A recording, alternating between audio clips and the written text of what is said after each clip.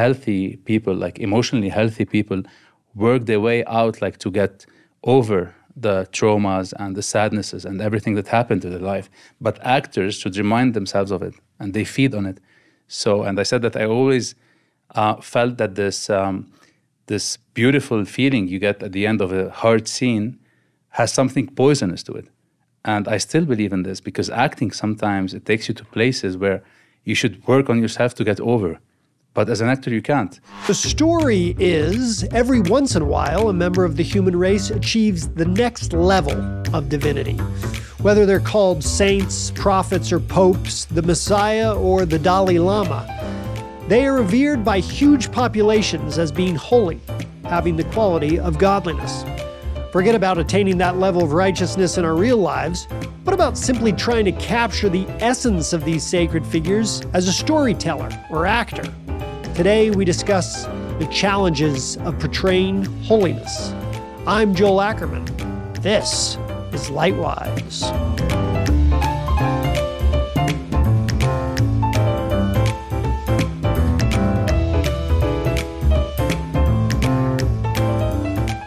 This is part one of a two-part series.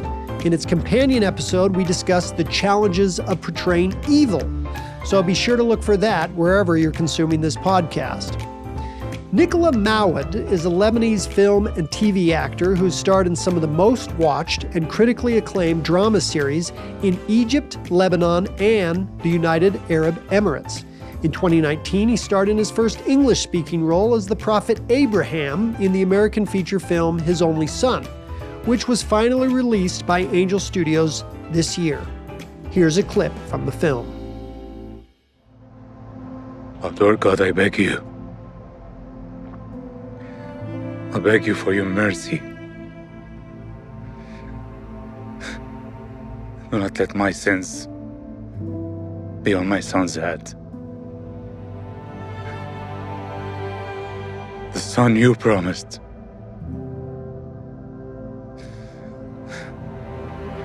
What's your purpose in this? If this is your judgment on me, then take my life, not his. Take my life, not his. Not his, Lord. Take me. Take me. Take me! Take me! That was the prophet Abraham in the feature film His Only Son. We are talking with him. Nicolas Mouawad, welcome to Lightwise. Thank you. Thank you, Joel. Terrific performance. I want to get right into what I want to ask you about today, which is I want to talk about this challenge of portraying holiness. Abraham is a character that is revered, loved, well-known, held sacred to people of three major religions, right? Christianity, True. Judaism, and Islam. And so what are some of the challenges? I know you're an actor, but I know you also study directing. Yeah. So just even as a writer or director, what do you think some of the challenges are of portraying something that's holy? To be very honest with you, as a writer and a director, I think that when you approach such stories, you should have your... it's like a very thin line between having your own version of it and like being loyal to the story. Because if you're going to be 100% loyal to whatever is written or to whatever you read, then all the movies that are about the same character are going to look the same, which is not the case in movies and in art in general. So there has to be some different approach for me according to the director or to the writer's vision or how he sees the character or what he wants to focus on in telling the story. Because I feel that it's kind of like saying art is in the eyes of the beholder. You know what I mean? Yeah. Sometimes, because if you get like 5 directors and you ask the 5 of them to make movies about the same, for example, let's say about Abraham, Yeah. I'm sure you won't find 5 movies that look like each other.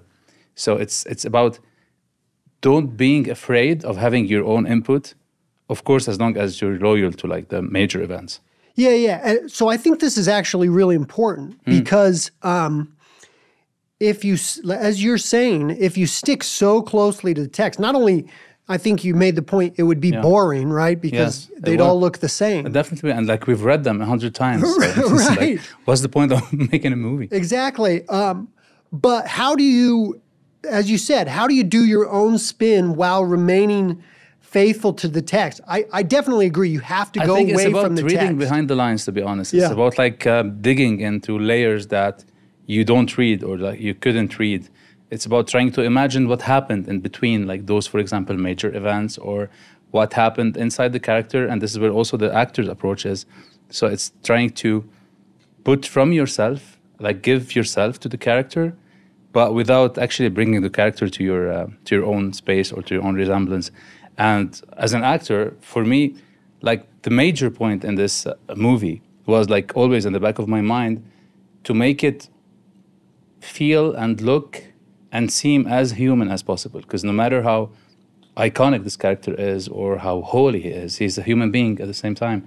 And like coming from a life where I used to not really like biblical movies because of how far they portray the characters. Yes. I wanted to make him super real, like superhuman, not a superhero as like we see in a lot of biblical movies or series. Well, and I agree. I think it becomes stiff. Yes. And the audience won't relate to it. Exactly. And if I'm watching someone who I like don't find any resemblance with, one, it won't touch me and whatever he does because it's not me. You know what I mean? Yeah. But if I feel that he's so close to me, he's kind of accessible in a good way. Yeah. I feel I want to be like him. I want to take him as an example, or I want to follow his path. Plus, I'll be like more moved by the movie and by what he's done. Let's take Abraham, for example. I'm sure like he was, because he's obedient. Like his number one trait was obedient. Like he took his son to sacrifice his son. But I'm sure he wasn't going like having his son on his hands and telling God, okay, I will do it with a smile. He was struggling, Right. you know what I mean? So it's about this dilemma that's, for me as an actor, is a beautiful material to work with. The dilemma between his love for his son and his love for God. And at the same time, this makes him more human and more accessible and relatable to the audience that are watching the movie. What about to the not to, create a stereotype, but what about to the little old church lady who feels like you can't add that scene? It's not in the Bible. I by the way, agree with you. But to that little old lady, or it might be a big young man. Yeah, I know. But who's so in love with the text that they can't envision anything outside of what's on the printed sacred Bible page. What do you say to that person? I actually, now you're going to laugh, but not obviously to this extent, but David, our director, was kind of like this lady or this man. He was so, he was like, he's so loyal and so faithful to the scripture, and I love and respect this. Yeah. But at the same time, as an actor, you have to have your input. You have to say that I see this character this way, I see him doing this here, I see him hesitant here, I see him crying maybe more here than what is written, not always being portrayed as like this perfect 100% man, because he is holy, yes, I agree, but he's a man and he's a human being. And for those people who are like this old lady of yours or this man, I can tell you, yes, this is how you see it, but this is how we see it. And at the same time, as long as there's nothing that's messing up with like the meaning of the story or like the truth of it, I don't think there's anything wrong. I agree. So out of curiosity, I know David is Christian. What is your faith background, or do you have a faith background? Yes, I do have a faith background. I was born and raised Catholic. Okay. But then at some point of my life, I was like against all religions. I was like rebellious, and I didn't believe in anything. Is that where you are now, or where are you now? No, this is like when I was a kind of a teenager until like my mid-20s. Okay. And then later I have like for the past 15 years or a bit more, I can proudly say that I have a very personal relationship with Jesus Christ, and I'm a believer, yeah. Oh, interesting. Yeah. Okay, great. That's why playing this movie was like also like kind of, I saw it as a blessing for me, like to be able to portray Abraham, because I know who Abraham is, and I'm fascinated by Abraham's patience and obedience and all traits of character. Yeah. But this is also what made me try to look in like the human being in him more than like how high I used to see him, and I still see him. But at the same time, while portraying the movie, like people should know that there's a difference between how we see characters and how characters really are, and the struggles that they're facing. Because Sure. no matter like it doesn't matter how much you believe in God and how much you're obedient to God, there's always something inside you that you're struggling with, and this is what I love to portray in Abraham. I see that by the way, I see that in the text of Okay. Genesis as well. Yes. Right? Exactly. He's lying about his wife being his sister, right? And he sends away Hagar and his son Ishmael, which in my mind, Yes. Why would you do this? why would you do that, Yeah, exactly. right? Exactly. And so I think you can look even in the text and see this is a flawed man as well. How much research did you do? Again, you said you were already familiar with Yeah. the character and the scriptures, obviously, but what did you do to research and to prepare for this role? To be honest, it's like it's what I do with portraying every other character. It's like I try to put myself in the other person's shoes, no matter how hard Yeah. this is in such a character. But at the same time, the beautiful thing about the scripture is that if you read it 100 times, each time you take something different. So I tried to read as much as I can. Though at first I didn't want to do this. I just wanted to take the script as it is and like deal with it as like any other character. But then Right. at a certain extent, I felt that there was something missing. So Okay. then I went back to scripture and I tried like reading the scripture with reading the script and to reflect and meditate on Abraham's life and journey. And did that change anything for you? Yes, it did, of course. For me as a human being, you mean, or as an actor? No, both. Like as a human being, I felt I learned a lot from Abraham. Like each character I play, I try to take some characteristics from, and sometimes it tells you what not to do. Like in other characters. But here, I learned like how to be obedient, how to know that God is working something, no matter how hard things might be, that God is always in control, that you should always be patient when you follow God and God's word, and always trust Him no matter how hard your days are. So I think that this taught me a lot, especially me being such an impatient person. Sure. So like I learned this from Abraham a lot. Well, and I do wonder, like, obviously that is the lesson of Abraham, but playing him for so long, actually putting on his clothes, obviously we don't really know, but being that character and standing in front of another person who you are envisioning as your son and bringing up the knife and those kind of things. How much more impactful do you expect that experience to be? It was very impactful because for me, I always say that the hardest thing about being an actor is that you have to use your own emotions and your own history and your own memories as your working tools. And back then, now I'm married and I have a daughter, but back then I wasn't married, so I didn't have kids. Okay. But sadly, I had like to, I have my best man's son. His name is Noah, and now he's 7. Back then he was 3 or 4. So I don't know why, but Noah was always in my mind while taking Isaac. And I think the relationship I had with Noah helped me a lot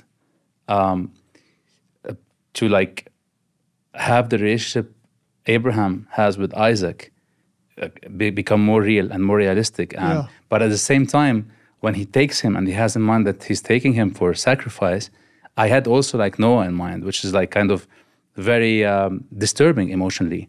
But I would imagine. but I was willing to go to the extreme for this character. So I put myself emotionally in places that I don't think it was very sane of me to do it.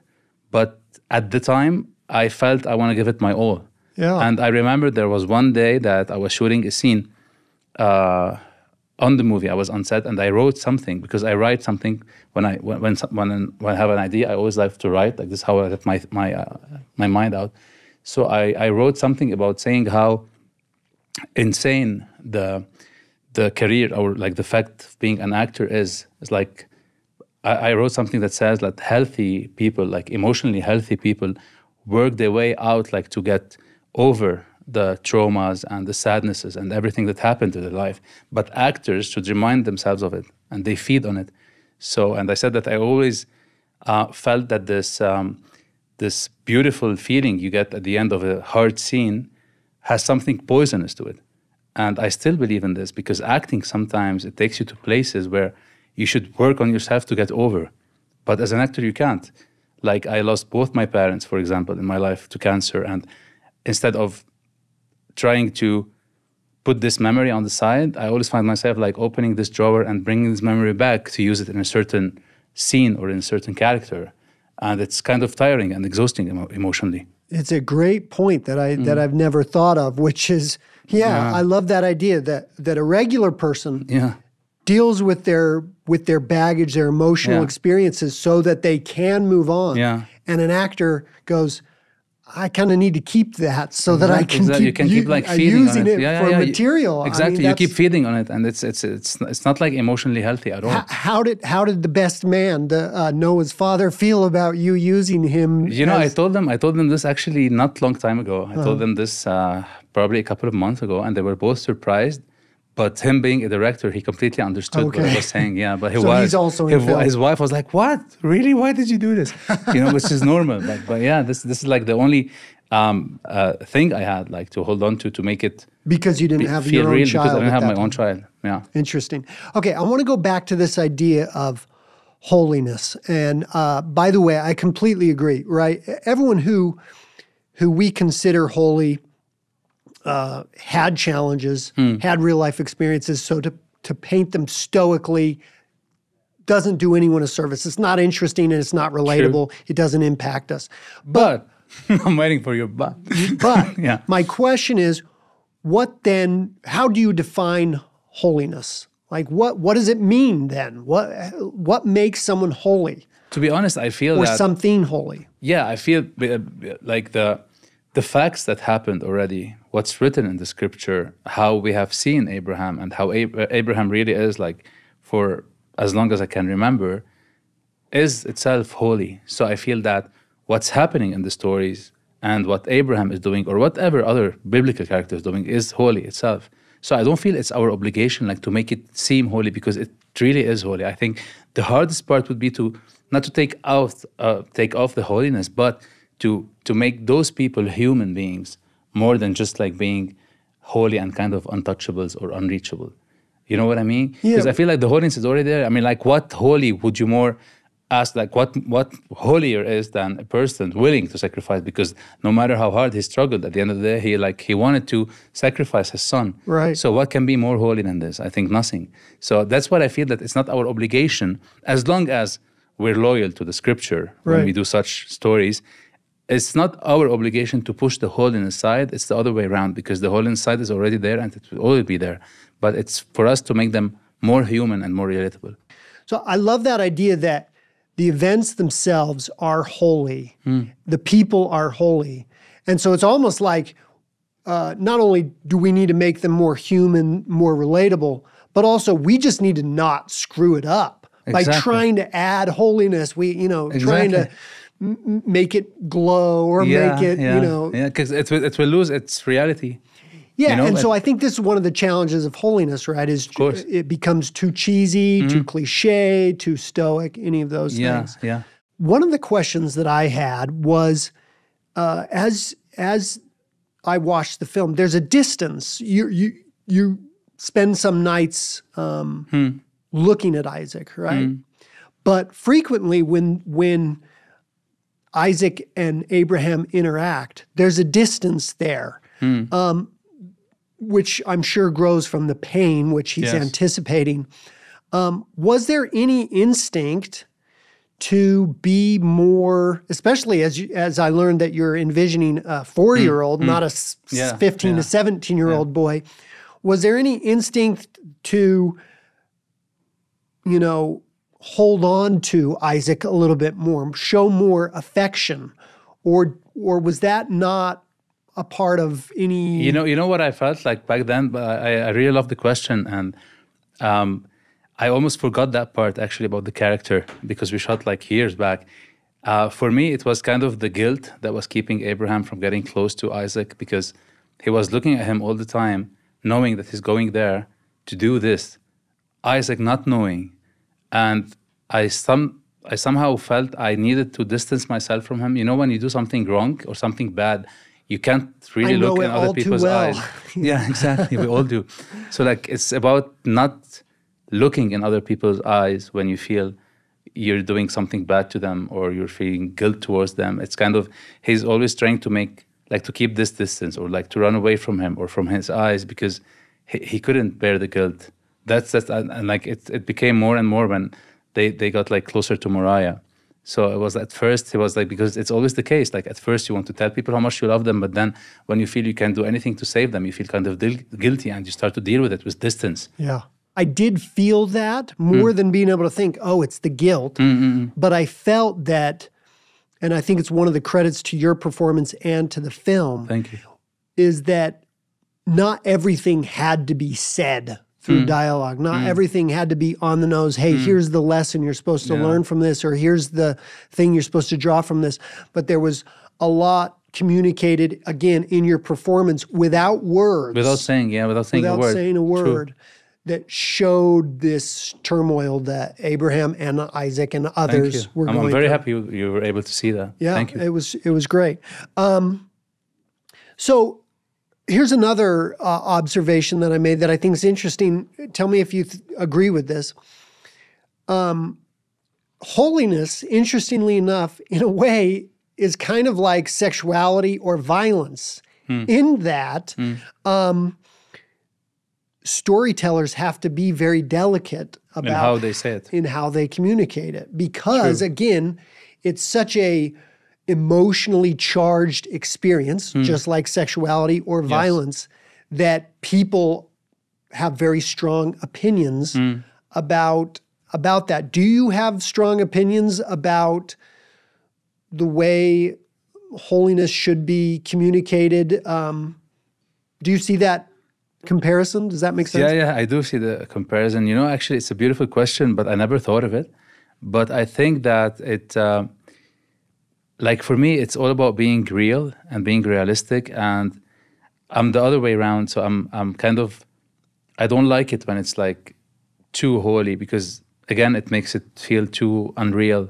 It's like when you have for example, shooting a documentary, but you can feel that everything is kind of scripted, and kind of like put in place, right? So you can connect with the reality setup, exactly.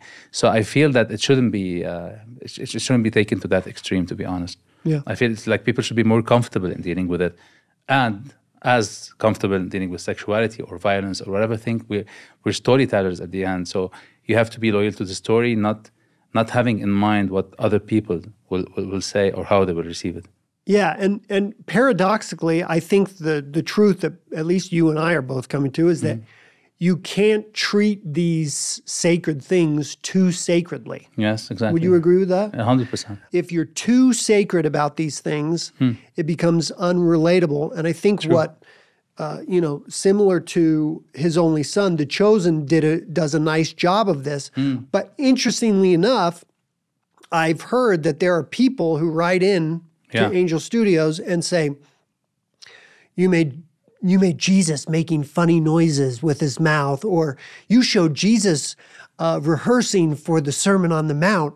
Okay. Jesus wouldn't need to rehearse. He was perfect. Again, how do you respond to that kind of attitude? You know, I love these comments because they come from a place of love for like God and these characters. But at the same time, I don't agree at all. For me, I'm sure you have these comments regarding The Chosen. But I'm sure that like you have also like maybe 10 times comments saying that they're in love with how real it is. And for me, it's beautiful to be able to portray these characters in such a real way that people can really connect. Yes, I agree. Was it a hard decision for you to take this role? Did you worry about how are people in Hollywood or in the film industry going to perceive me if I'm taking on this religious role? What was your experience like that? No, like the only thing I was worried about is that I'm gonna like be in an English-speaking movie, and English is kind of my third language after Arabic and French. So I wasn't like really, I wasn't sure if I'm gonna be comfortable with speaking English the whole movie. You know, it was kind of new to me. Okay, so tell me about that. Yeah. So it's this that I was worried about, and because you know, as an actor, the last thing you want is to think about the language while you're acting, because you will lose all of your talent or acting performance. So that was my only concern, and I don't know why or how, but I didn't really see it as kind of a hard character to play. I think because the audition scene itself was beautiful. It was the scene where Abraham speaks to God and asks him why you want me to do this. Just take me, don't take him. It's the scene that you see a shot of in the trailer. It's a powerful scene. Exactly. And climactic scene. Yes, it is. And that was the audition. So I felt from that scene how beautiful it is for me as an actor to be able to portray such a dilemma or conflict of between the feelings and the emotions and the obedience to God. So I didn't really fear the fact of how people in Hollywood are going to see me, as much as I was just worried about the language, because I had this also 5 years earlier, because I'm Lebanese, so I don't speak Egyptian at all. But then I got a series for which I had to learn Egyptian. So I flew to Egyptian, and they taught me Egyptian, and ever since I did that series, I've been acting in Egypt for the past 7 years, purely Egyptian characters. Incredible. So at first it was a challenge, but now I'm happy I did it. I reminded myself of this, I was like, okay, it's fine. It happened to you in Egypt. Now it's happening in the USA. So just chill, take it easy, Yeah. That was kind of my only or my biggest concern. Were you actively looking for an English role to get into English-speaking acting, or not really? It's so weird how it happened. I've been acting in Lebanon for kind of 14 years, and in Egypt for the past 4 years out of those 14. And then I had a friend he's an Egyptian filmmaker who lives in Paris.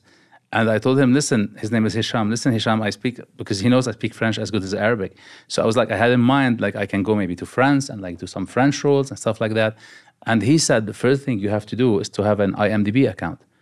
I didn't even have an IMDb account because I was kind of known. How recently did you not have an IMDb account? Until one day before they contacted me to audition for this movie. No way. Yeah, so this is what happened. So I didn't have an IMDb account because I'm known in the area I work in. I'm known in the Middle East and the Arab countries. So I didn't feel the need to have something to show people my reel or my photos or whatever. So Hisham said, okay, first you have to have an IMDb account because this is how everyone in Europe works. So you have to have this, and then maybe I can pitch you to some people. I can show them something, but now I cannot show them anything. Okay, you're known there, but no one knows you in Europe. So I made this with Europe in mind.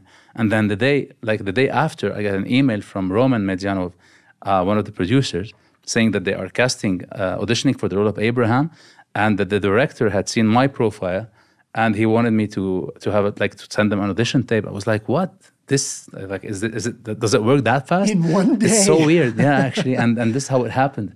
So do you see the hand of God in that, or do you think definitely I cannot not see it. I cannot but see the hand of God, especially that when I spoke to David said that he's been auditioning 1,700 candidates for the role of Abraham. Oh my gosh. And he wasn't 100% convinced of any of them.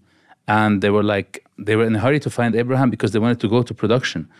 And he said he was scrolling the last time for finding kind of Middle Eastern looking actors my age and stuff, and he fell on my profile and he asked Roman to send me an email to ask if I was willing to audition.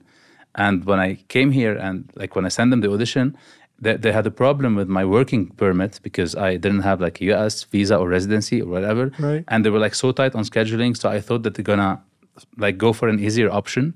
But thank God and thanks, I really thank them for waiting on me.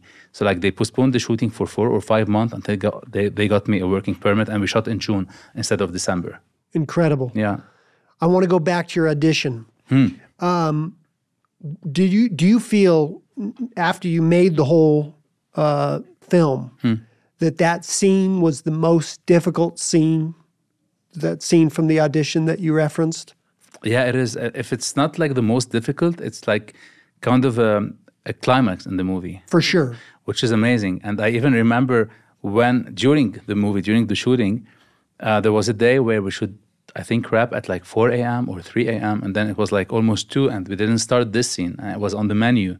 So I went to David, the director, told him, David, listen, this is a very big scene. It will take a lot of time. Please let's not do it today. And he was like, no, we have to do it today. I told him, no, David, I cannot. He said, why?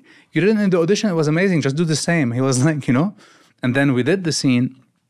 And like, I remember while doing it, I felt that it was like even way better than I did in the audition. So there's always something in this scene, like from the moment I read it, that really touches my heart. It's about like Abraham becoming a baby and asking God, like with a very broken heart, if he can spare him this pain. And for me, it's probably maybe one of the most like scenes or like places in the movie where you can see Abraham vulnerable as he is. So that's why the scenes matters to me a lot, because I love to see this in people. I love to see vulnerability in people, and I love to see this also in characters that I play, because for me, it's all about being kind of completely naked emotionally in front of camera or of an audience. And here, like Abraham was being naked in front of God, emotionally naked in front of God, which is for me like amazing. And going back to what we talked about earlier, to me, it connected because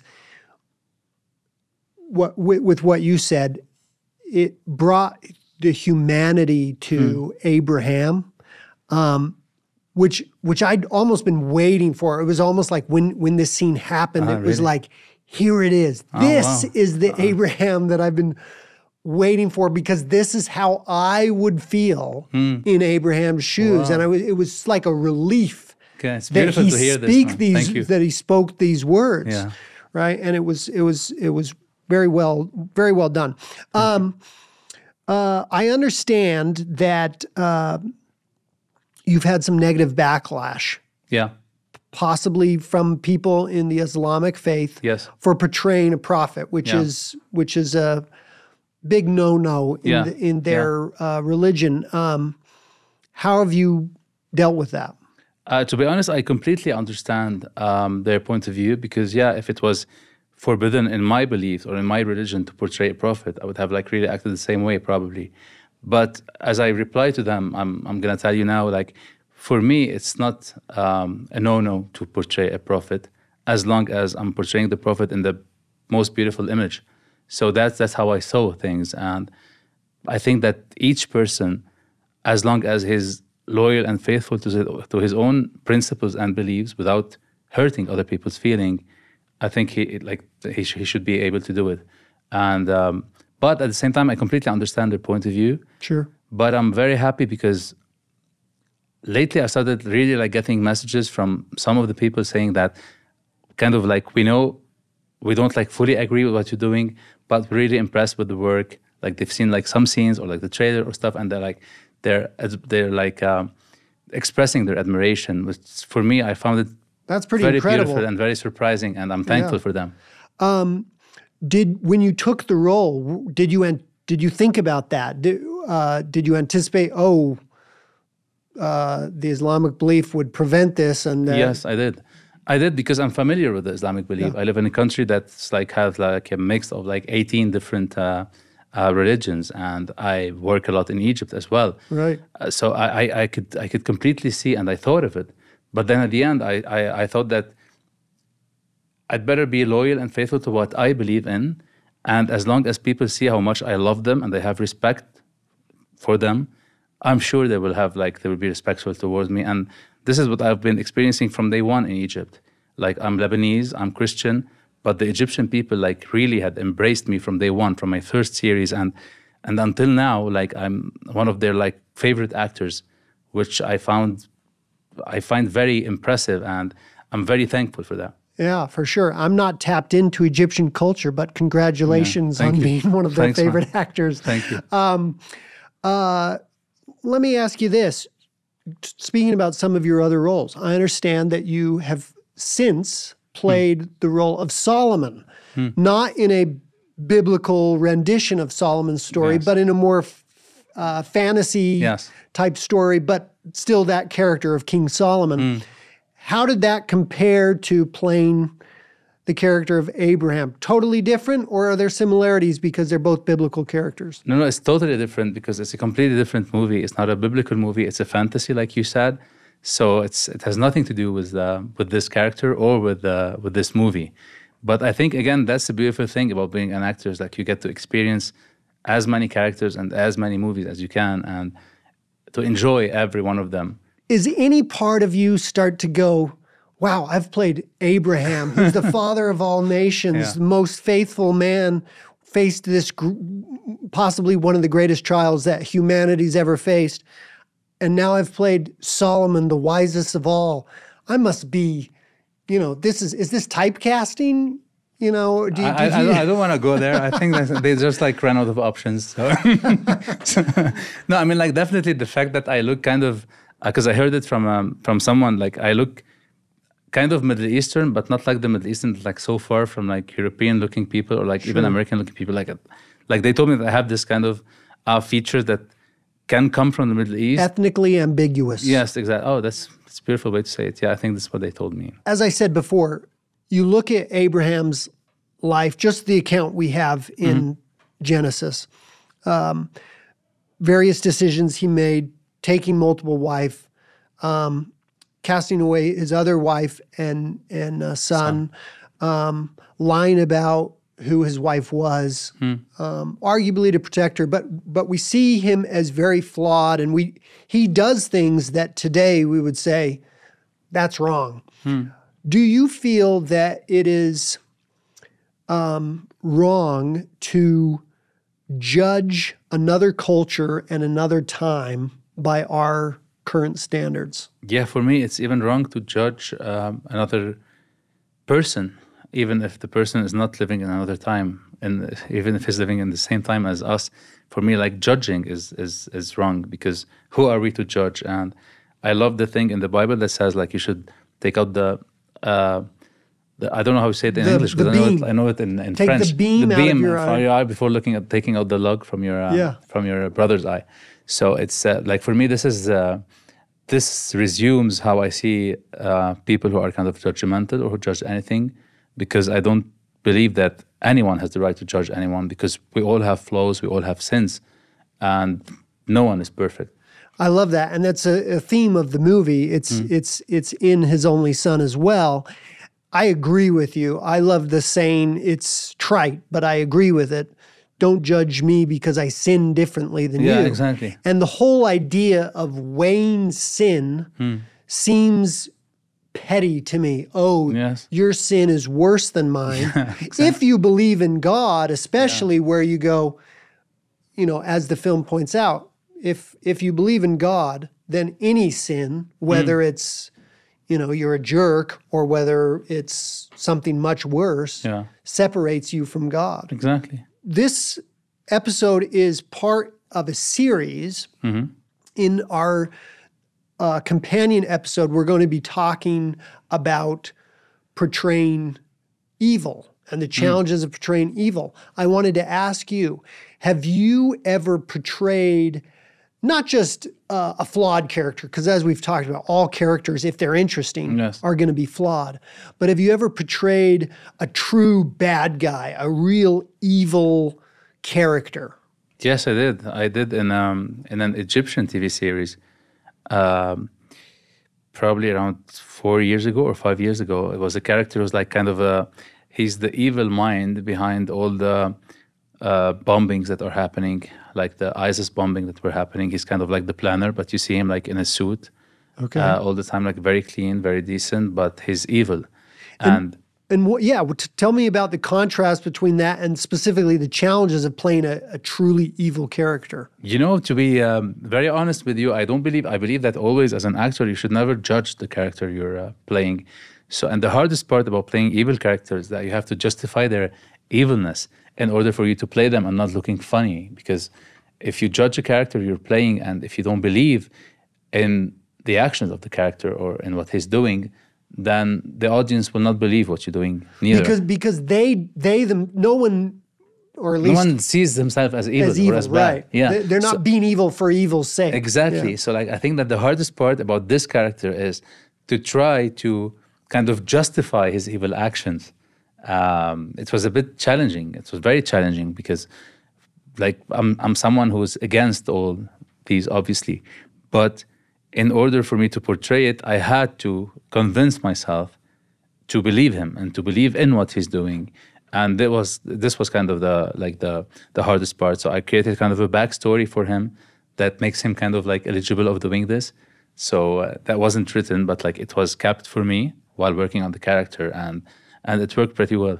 I'm sure this makes you a more empathetic person. I believe that all actors should be empathetic, because how can you portray a character if you don't have empathy towards him, regardless the character? Have you ever considered the reverse, that maybe all people should be actors in order to get this empathy? You know that I believe that I said this once. I said that I believe that, because they asked me about acting, I said that I believe that everyone can be an actor as long as they're empathetic and as long as they're able to put themselves in other people's shoes. Because this is what acting is, actually. It's like you paying someone else for a certain time. And if you don't have empathy for anyone, you cannot be anyone. So it's a beautiful way to portray it. I see in popular cancel culture a total lack of empathy for a total willingness to judge another person without considering their traumas, their experiences, their backstories. Have you ever experienced someone who's saying, you can't do that, you can't justify these people? Has there ever been negative backlash to this attitude that you seem to have adopted? I'm always faced with this negative backlash, because I always make it a point, ever since I was a teenager, actually, to kind of like defend people who are like, who like the weakest in the group or in the community, or because I love, even if sometimes I'm not 100% convinced of what I'm saying, but I love to make you consider changing your mind, or like I love to make people think or look at other people or at other things from a different point of view than the one that they're used to, because I don't believe that the world can be a better place if we all keep looking at things from the same perspective we've always been looking at. So for me, like, pushing people to change their perspective or their point of view is always healthy. That's why I wonder if it would be a good exercise for people to, who feel a lot of hatred, to say, okay, now you have to play that person on camera, and you have to play them convincingly. Yeah, you have to launch this. Actually, it's a very fun. It's a great idea. It's acting. It's part of a drama therapy. Drama therapy. So do you find playing evil characters much more difficult then? Yes, it's difficult and it's more challenging, but I love this. Do you like that challenge more, or is it? Yeah, I like the challenge more. Yeah. I like playing evil characters because I always feel like there's something nice to them, like you can do something different and you can kind of break cliches when you play an evil character. Like evil characters don't always like have horns or like have red eyes, and it's not this. It's like normal people who are evil on the inside. Yeah. So I love doing this. Yeah. That's great. I love your willingness to break open cliches and expand people's minds. Thank you. I love that idea. Again, thank you so much, Nicolas Mouawad. Terrific performance, terrific individual. Someone for us to look forward for. More projects coming from you, hopefully. Hopefully. Thank you. I honestly enjoyed this. Not an interview, like it's more of a chat. Yes. An open heart conversation. I loved it. Yes, thank you. Thanks.